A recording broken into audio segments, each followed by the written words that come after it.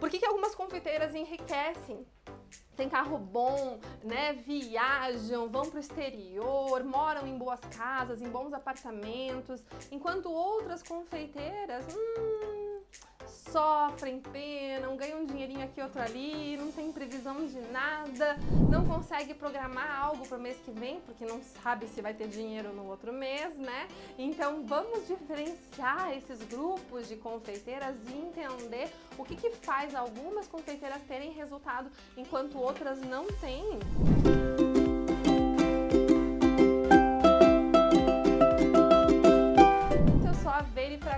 Sou confeiteira, trabalho com confeitaria há 14 anos e ao longo dos meus 14 anos eu consegui descobrir um caminho para sair de um faturamento de R$1.000 com doces finos no ano de 2008 e chegar ao faturamento de R$1 milhão no ano de 2015 com doces finos. E desde então eu vim repetindo isso até 2020, quando eu decidi que era hora de migrar para a aula, né? A aula de hoje é uma aula mais sobre mentalidade, sobre pontos que diferenciam a confeiteira que enriquece da confeiteira que não enriquece. Gente, vamos conversar sobre os pontos que fazem uma confeiteira enriquecer versus os pontos que fazem a confeiteira não conseguir resultados. Eu gosto de trazer um seguinte exemplo, tá? É o exemplo do motorista de táxi versus o campeão de Fórmula 1. Se eu pegar lá o seu Zé, motorista de táxi da minha cidade, com 30 anos de experiência, 30 anos de volante, né, que dirige o dia inteiro, às vezes 12 horas por dia, e colocar ele na pista da Fórmula 1 para competir com o Hamilton, o que acontece? Quem que ganha? Quem você acha? O Hamilton, que deve ter o quê? 15 anos de experiência, tô chutando? Ou fica... quem que ganha? O Hamilton ou o motorista de táxi? Quem você acha que vai ganhar a competição de Fórmula 1 se eu colocar um dos dois?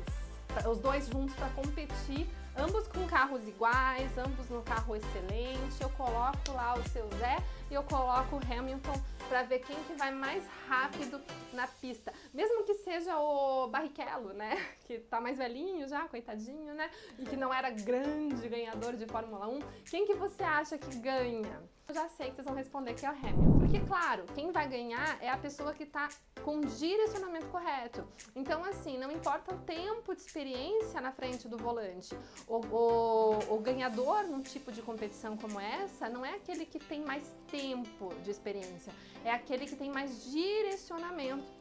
Então, assim, não é tempo de experiência que faz você ter resultado. Então, recorrentemente, isso é uma coisa que eu descobri depois, tá? Porque, assim, eu achava que por eu ter tempo de experiência não tão grande, quando eu comecei a dar aula eu tinha 12 anos de tempo de experiência. E eu pensava, 12 anos é pouco tempo de experiência, né? Então eu pensava assim, beleza, com 12 anos, tem tanta confeiteira que vai depois chegar a mim e tem 30 anos, e tem 20 anos, e vão olhar pra mim e falar, nossa, o que essa menina querendo me ensinar? Eu tinha esse medo também. Só que aí, conforme eu comecei a dar as aulas, eu comecei a encontrar confeiteiras com muito tempo de mercado, 30 anos, 25 anos, 20 anos, que chegavam pra mim e falavam assim, eu tenho uma vida na confeitaria e eu nunca conquistei nada. Eu tenho uma vida na confeitaria, eu nunca faturei muito. Eu tenho uma vida na confeitaria e chega final de semana, eu não sei quando eu vou ter encomenda, quando eu não vou ter. E aí eu comecei a observar esse tipo de padrão recorrente em várias confeiteiras. E depois eu comecei a ver outras confeiteiras iniciantes indo pelo mesmo caminho. E aí eu comecei a me auto-olhar. Falei assim, o que eu fiz de diferente? O que fez a Averi sair dos R$1.000 em 2008 e chegar ao R$1 milhão em 2015? O que foi que passou pela minha cabeça? Porque até então eu nunca tinha parado para fazer essa análise. Por que eu cheguei em 2.100 casamentos realizados? Não é 2.100 eventos na vida, é 2.100 casamentos, 15 anos e contratos grandes, corporativos, né? E eu fiz milhares de festas pequenas, de aniversário, de encomendinha. Então, por que eu fiz isso? Enquanto outras pessoas ficavam lá dizendo, puxa, tá difícil o mercado. E aí eu comecei a resgatar na minha memória momentos, por exemplo, em que eu fui participar de feira de noiva, de workshop, e eu chegava lá depois da feira, né? E aí chegava para uma outra pessoa e a pessoa falava, nossa, a feira foi fraca, né? Tava tão ruim. nossa, não fechei quase nada nessa feira. E aí eu só pensava comigo, meu Deus, eu fechei 40 contratos, né? Como é que eu fechava 40 contratos na mesma feira enquanto outra pessoa estava reclamando que a feira nem pagou o investimento? Então eu comecei a observar que tinha alguns padrões comportamentais presentes em mim e que fazem toda a diferença, tá? E não porque eu sou melhor ou pior, é porque eu passei por situações bastante interessantes. E eu gosto de dizer assim, quando a gente tá numa situação difícil, aí é que a gente corre atrás. E eu me coloquei, talvez intencionalmente, meu inconsciente, em situações muito difíceis na minha carreira, tá? Financeiramente falando, né, principalmente, mas também não só financeiramente falando. Eu fui casada com um esposo que não colaborava em casa financeiramente, e esse fato, pra mim, foi um fato que fez com que eu tivesse que levantar a manga, que eu tivesse que fazer acontecer para colocar dinheiro em casa, porque se eu não fizesse isso, ele não colocaria, e aí a gente ia passar necessidade. E eu queria ter um padrão de vida, sabe? Eu não queria ter um padrão de vida de milionária. Até queria, vamos jogar real. Mas eu sabia que estava muito longe de mim, mas eu queria ter um padrão de vida bom, eu queria poder ir no cinema final de semana, eu queria poder morar numa casa confortável, eu queria poder chegar em casa e ter paz. Paz é uma palavra que rege muito a minha vida. Eu busco muito paz nos relacionamentos que eu trago para minha vida, eu busco muito paz no meu ambiente de trabalho, e quando isso está em desequilíbrio, eu sofro demais. Isso é algo que me incomoda profundamente, né? Então isso faz sim parte sim da nossa vida. E agora eu quero começar com o nosso conteúdo. Eu separei aí 6 pontos pra gente tratar, que são pontos que eu acredito que fazem muita diferença entre a confeiteira que vai e cresce e a confeiteira que não consegue sair do lugar, tá? A confeiteira que estaciona no lugar que ela está e nunca passa muito daquele mundinho onde ela vive, tá bom? E o primeiro ponto, deixa eu só apagar aqui. Ó, e o primeiro ponto é o seguinte: elas têm metas. E aí, Veire, o que é meta? Uma confeiteira que cresce, uma confeiteira que se torna independente financeiramente falando e que passa a ter, que eu falo enriquecer, né? Não é precisa ser milionária, mas assim, eu me considerei sempre muito rica, mesmo quando eu quebrei eu era rica. Sempre morei num apartamento muito bom, com 3 quartos, com 3 banheiros, com uma cozinha grande, com uma sala grande, foi tudo fruto da confeitaria, tá? Mas eu quero reforçar, se você ainda não tem uma meta, você não tem uma empresa, e se você não tem uma empresa, você não tem previsibilidade e você naturalmente não tem como ter garantia de que vai ou não ganhar dinheiro ao final do mês, tá? Então é muito importante que você defina metas, e metas servem num primeiro momento para nos assustar. É normal, tá? A gente faz a meta e fala, meu Deus do céu, como é que eu vou chegar nesse negócio aí? É normal, só que a partir desse momento eu tenho clareza, e quando eu tenho clareza da onde eu estou e aonde eu quero chegar, fica muito mais fácil de traçar um plano para chegar lá. E é por isso que eu falo que elas não têm só metas, elas têm também micrometas. E aí, gente, a gente tem uma sacada muito grande. Muitos alunos do método, às vezes fazem lives comigo, às vezes lives de consultoria que eu tenho feito com alguns alunos que entram na turma os primeiros alunos ganham, né? E eu observei essa dificuldade. Muitos alunos travam, no sentido de que, ai meu Deus, eu não sei o que fazer primeiro. Então, o que acontece? A confeiteira que se destaca, a confeiteira que vai ganhar dinheiro e que vai enriquecer ao longo do tempo, porque não existe mágica, né? Às vezes está falando assim de um plano para 10 anos, mas tá bom comprar um plano para 10 anos para você ganhar dinheiro? Então, assim, o que acontece? Quando eu tenho clareza da onde eu quero chegar, a confeiteira que vai crescer, então como eu falei, a confeiteira que vai crescer, a confeiteira que daqui 10 anos vai estar rica, vivendo bem da confeitaria, que vai ter sua casa própria, que vai ter suas coisas todas, essa confeiteira, ela é uma confeiteira que ela tem o quê? Clareza. Clareza do quê? Da onde ela tá e para onde ela quer chegar. Então, beleza. Uma vez que eu tenho essa clareza, eu tenho que ter clareza de cada uma das etapas que vão me levar até lá. Eu posso até não ter tanta clareza sobre lá na frente. Ali eu não tenho tanta clareza, é meio nebuloso, tem uma nuvem lá na frente. Mas eu tenho clareza daqui. Depois que eu chego aqui, eu tenho clareza daqui. Depois que eu chego aqui, eu tenho clareza até aqui. E isso são as micrometas. As micrometas que vão me levar ao final do meu caminho, que é o meu objetivo final. E aí, assim, as confeiteiras que têm esses caminhos de micrometas, elas conseguem ter mais essa clareza. Então, é mais ou menos como se eu falasse assim pra você, trazendo sempre um exemplo físico, que eu acho que é bem fácil de fazer esse clareamento, né? Se eu quero sair daqui de Curitiba e eu quero ir para a Europa, eu quero passar um mês na Itália. Eu vou passar um mês na Itália. Então, assim, o que eu preciso? É só sair daqui da onde eu tô, pegar o avião e ir? Não. Por quê? Porque eu vou ter que primeiro fazer um procedimento burocrático, de burocrático mesmo, das polícias, que é fazer o quê? Um passaporte, né? Então, eu quero chegar lá na Itália, só que eu tenho que primeiro sair de casa, marcar um horário na Polícia Federal, fazer um passaporte, né? Ir lá, fazer a foto, receber o passaporte. É um procedimento burocrático que não necessariamente me leva para a Itália, né? Porque ter o passaporte não significa que eu vou para a Itália. Eu só vou para a Itália no dia que eu entrar dentro do avião e embarcar, porque antes disso eu não tô indo para a Itália, tá? Então a micrometa é isso. Eu tenho clareza de que para chegar lá eu preciso disso. Então, por exemplo, eu quero ser uma confeiteira reconhecida de doces finos de casamento. Eu tenho clareza que o primeiro passo é fazer um cardápio. Então, para fazer o cardápio, o que é o primeiro passo? É o cardápio?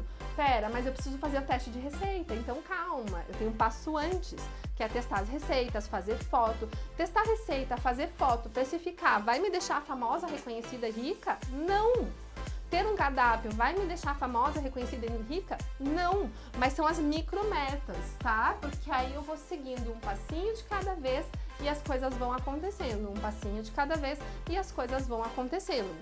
Então, essa clareza é muito importante e isso, com toda certeza, é o grande diferencial das confeiteiras que vão crescer e vão chegar lá na frente, das confeiteiras que vão travar e simplesmente não vão conseguir chegar em lugar nenhum, tá bom?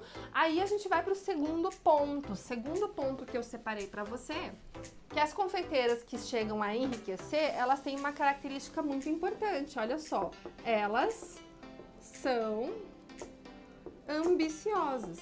A gente sempre olha para a palavra ambiciosa como algo ruim, algo, né? As pessoas ambiciosas são más, são ruins. Muito pelo contrário, as pessoas ambiciosas só vão ser ruins se elas passarem por cima das outras para chegarem nos seus objetivos.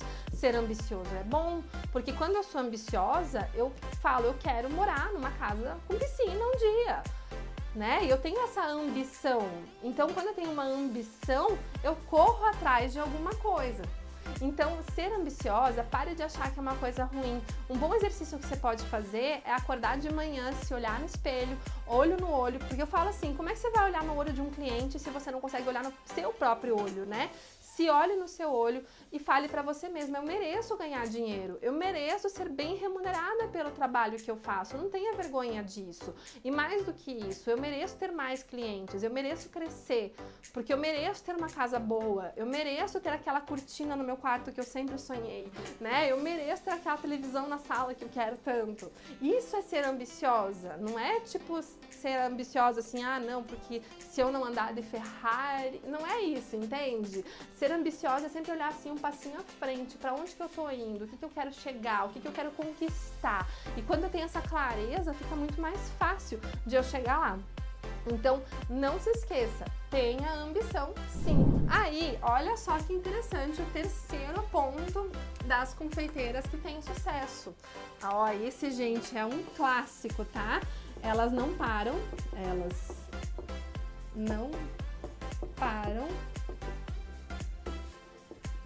mesmo nos dias ruins. Você vai ter dias ruins na sua jornada. Vai ter dias que você vai pensar em desistir. Vai ter dias que você vai estar cansada. Vai ter dias que você vai terminar um relacionamento, que você vai brigar com alguém. Vai ter dias que você vai ter um problema de saúde. Vai ter dias que um familiar seu vai ter um problema de saúde. Só que a confeiteira que sabe para onde ela quer ir, ela não para nem nesse dia. Ela enxuga as lágrimas e volta a trabalhar. Ela faz o que precisa ser feito para poder fazer as coisas acontecerem. Dentro do que é humanamente possível, obviamente falando. E aí, isso tá muito, muito interligado. Eu nem vou apagar ele para falar do próximo ponto, porque tá muito interligado com o próximo ponto. Elas delegam. Então, às vezes, elas não param. Mas não é que elas não param. E aqui, ó, ruins versus bons. Vou te contar um exemplo de um dia bom que eu tive e que eu não podia trabalhar. Já vou contar. Só que quando elas delegam, elas têm uma empresa. Então, assim, eu tive o meu filho, né? E eu fiquei na maternidade 2 dias, porque eu fiz cesárea. E eu estava na maternidade, volta e meia eu pegava o celular, mandava mensagem pra minha funcionária, falava, olha, cliente tal quer falar com isso, resolve pra mim tal situação, né? Então eu delegava, mas ao mesmo tempo eu tava num dia muito bom, era o nascimento do meu filho, era maravilhoso. Só que veja que interessante, no dia ruim ou no dia bom, ela continua. Hoje eu não tive um dia muito bom, hoje de manhã eu tava muito chateada, aconteceram umas situações pessoais minhas e mesmo assim vim para o ateliê, sentei no computador e triste, falei com a Marjorie sobre coisas de trabalho, passei para ela algumas funções, ela me perguntou outras coisas, eu respondi e continuei meu caminho, né? Porque você realmente precisa ter essa força, porque para de culpar o mundo, para de olhar para o mundo como se o mundo tivesse responsabilidade pela sua dor, pela sua tristeza. Vai doer quando acontecer uma coisa ruim? Vai. Mas isso não pode tirar teu foco. Outro dia eu recebi um direct de uma inesquecível dizendo que estava pensando em desistir. Porque o marido não apoia, e porque até agora não tinha fechado o primeiro contrato. Eu falei pra ela, você vai desistir? No primeiro desafio? Porque assim, desafios vão acontecer. Vai ter uma hora que você vai entregar uma festa e vai dar tudo errado. Vai chegar uma hora que o teu carro vai estragar no caminho da entrega, ou que você vai bater o carro, Deus o livre, mas somos seres humanos, por que não pode acontecer? Né? Então o mundo ele não é feito de glamour, o mundo é feito de gente forte. E aí, você vai querer ser forte ou não? Porque eu gosto de falar uma coisa pra você, tá? Alguém vai ter que ser forte. Ou vai ser você, ou vai ser a vida, né? Então, assim, ou você bate forte em você mesma e faz o que tem que ser feito mesmo nos dias ruins, ou a vida vai te derrubar. E a vida bate mais forte. E aí depois não tem, sabe? Gente, é isso, é a vida adulta. Você vai crescendo, as responsabilidades vão crescendo. Eu me lembro quando eu fui morar, né, quando eu casei com meu ex-marido, e a gente foi pro nosso apartamento, e poxa, dinheiro não era uma coisa que sobrava, né, porque eu ganhava da confeitaria um valor que pagava ali o aluguel, talvez o condomínio, mas não sobrava para comida. E ele tinha na época o emprego dele, mas durou pouco, infelizmente, né, durou pouco, e aí depois disso eu que tive que sustentar a casa, eu tive que arrumar mais formas de ganhar dinheiro. Só que até então era assim, e eu lembro que a gente foi no mercado comprar produto de limpeza, vassoura, papel higiênico. Acho que todo adulto, quando vai morar sozinho, fala, cara, eu não acredito que eu tô gastando R$100 em produto de limpeza, não é? Porque é um choque quando a gente começa, e a empresa é a mesma coisa, a tua empresa começa a crescer, de repente você tem que pagar um aluguel, de repente você tem que pagar um salário para um funcionário, né? Ai, mas eu tenho medo de delegar. Não, teu medo não é de delegar, o teu medo é de pagar um salário. Então, assim, gente, é importante você ter essa visão de que, poxa, quem é responsável pelo resultado que eu quero ter dentro da minha empresa? Quem você quer que seja responsável? Tem que ser você. E você pode fazer delegando, você não precisa fazer isso sozinho. Você pode trazer pessoas. Ai, mas eu vou ter que pagar. Bem-vindo ao mundo adulto, né? Adultos fazem o que precisa ser feito. Simples assim. E a cabeça da confeiteira que vai crescer é essa. Ela sabe que se ela quiser conquistar mais, se ela quiser ter mais renda no final do mês, ela vai ter que vender mais. E para vender mais, ela vai gastar mais tempo vendendo e naturalmente ela vai ficar menos na produção. A conta não fecha. Ou eu vendo pouquinho e trabalho muito na cozinha e tenho um salário pouquinho também, ou se eu quero crescer, eu vou ter que aprender a delegar. E isso faz muita, muita diferença na vida da confeiteira que cresce, tá? E aí a gente vai pro quinto ponto. O quinto ponto da confeiteira que enriquece, elas se divertem. Ai, eu adoro essa parte. Gente, eu não tô falando de diversão assim, tipo, sabe aquela coisa meio, como é que fala? cinema, comédia, assim, antiga, né, pastelão, que a pessoa joga quindim na cara da outra, e a outra tá rindo na cozinha.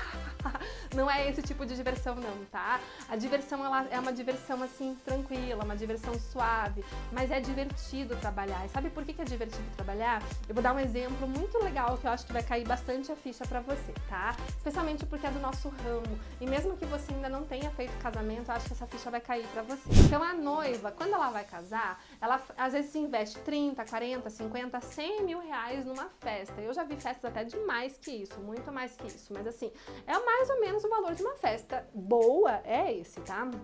Então é muito dinheiro, é puxado fazer um casamento. E se for parar pra pensar, o casamento o que ele é? Ele é uma festa que dura tipo 6 horas, não é isso? E daí acabou. Pra que eu faço isso? Pra que eu gasto tanto dinheiro numa festa que dura 6 horas? Pela lembrança, pela memória, pelos parentes que vão depois falar daquela festa, né? Mas principalmente pela preparação. A mesma coisa acontece quando eu vou fazer uma viagem. Às vezes eu vou fazer uma viagem e vou ficar uma semana lá no navio, por exemplo. Aí eu começo um ano antes a pagar e começo a sonhar com aquela viagem, a programar a viagem, nananã. Daí eu pego, final de semana eu fico no Google vendo vídeo do YouTube mostrando as cidades onde eu vou parar. E eu fico namorando aquela viagem, eu fico estudando aquela viagem, postando daquilo, até que chega o dia. Então, na verdade, a viagem não durou 7 dias. Ela durou 1 ano e 7 dias. O casamento também, se eu começo a planejar ele 1 ano antes, ele durou 1 ano e a festa de 6 horas. Então a preparação, ela é tão importante quanto o momento vivido, né? E isso é muito interessante, porque quando a gente se prepara para o momento vivido, o processo se torna divertido. Então organizar uma viagem é muito divertido, porque eu tô esperando aquele momento que eu sei que vai ser uma delícia. Organizar uma festa de casamento é divertido, porque eu estou esperando aquele momento que eu quero que seja perfeito, que seja uma delícia. E mesmo que tenha pontos chatos, porque tem pontos chatos de organizar casamento, fazer reunião de cerimonialista para definir onde cada pessoa vai sentar, meu Deus, é um saco, né? De repente sentar lá e definir cada uma das bebidas que vão ser servidas no bar, o noivo gosta, a noiva já acha um saco. Então assim, tem coisas que são chatas, mas mesmo sendo chatas, são gostosas. Tipo, ficar na fila do passaporte meia hora para tirar a fila do passaporte, é um saco.